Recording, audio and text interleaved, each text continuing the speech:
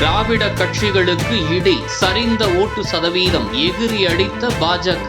நடந்து முடிந்த பாராளுமன்ற தேர்தலில் தமிழகத்தில் மும்முனை போட்டி நிலவியது. திமுக, அதிமுக, பாஜக என மும்முனை போட்டி நிலவியது. இதில் திமுக கூட்டணி 40 தொகுதிகளையும், அதிமுக படுதோல்வியையும் சந்தித்தது. அதன் வாக்கு சதவீதமும் பெரிதாகவில்லை. அதிமுக 11 தொகுதிகளில் 3ஆம் இடத்திற்கும், ஒரு தொகுதியில் 4ஆம் இடத்திற்கும் தள்ளப்பட்டுள்ளது. 40 தொகுதிகளில் வெற்றி பெற்ற போதிலும் திமுகவின் ஓட்டு சதவீதம் சரிவை கண்டுள்ளது. ஜெயலலிதாவின் மறைவுக்கு பின் அக்கட்சி தொடர் தோல்விகளை சந்தித்து வருகின்றது. எந்தவித முன்னேற்றமும் இல்லை. தினகரன், OPS, சசிகலா, எடப்பாடி பழனிசாமி என பல பிளவுகளாக உள்ளது. இதனால் அதன் ஓட்டுகளும் சிதறி போயுள்ளது. கடந்த சட்டமன்ற தேர்தலில் பாஜக, பாமக உள்ளிட்ட கட்சிகளை கூட்டணியில் இணைத்திருந்த நிலையில் 75 தொகுதிகளில் வெற்றி பெற்றது. குறிப்பிட்ட இடங்களில் சில ஆயிரம் ஓட்டுகள் வித்தியாசத்தில்தான் தோல்வியை சந்தித்தது. அதற்கு காரணம் டிடிவி தினகரன் பிரித்த ஓட்டுகள்.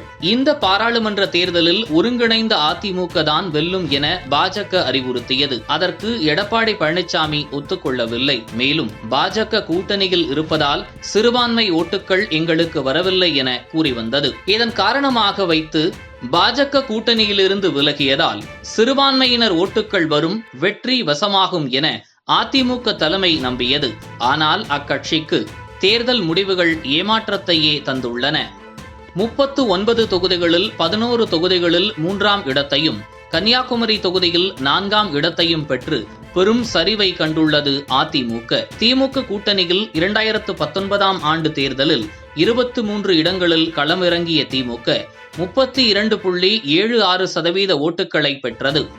இந்த தேர்தலில் திமுக 22 இடங்களில் போட்டியிட்டு 26.93% ஓட்டுகளை மட்டுமே பெற்றுள்ளது. அதன் ஓட்டுகளும் குறைந்துள்ளன. மேலும் திமுகவின் கூட்டணி கட்சிகளால் தான் திமுக வண்டி ஓடுகிறது என்பது அனைவரும் அறிந்ததே. தேர்தல் வரலாற்றில் திமுக தனித்து நின்று வென்ற வரலாறு கிடையாது.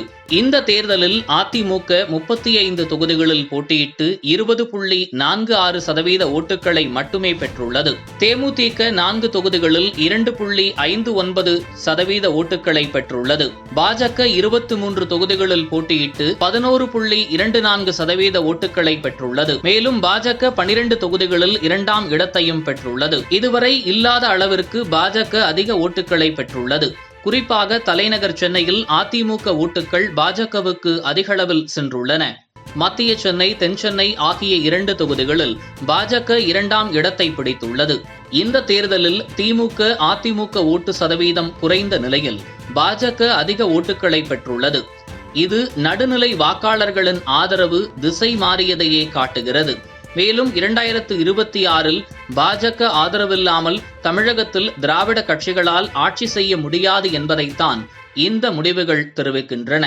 இதுபோன்று முக்கிய நிகழ்வுகள், அரசியல் தகவல்களை ஆழமாகவும் மாறுபட்ட கோணத்திலும் அறிந்து கொள்ள மறக்காமல் உங்கள் IND தமிழ் 24x7 பக்கத்தை பின்பற்றிக் கொள்ளவும். உங்கள் ஒவ்வொரு ஆதரவும் இதுபோன்று பல நிகழ்வுகளின் பின்னணியை அறிய உதவும்.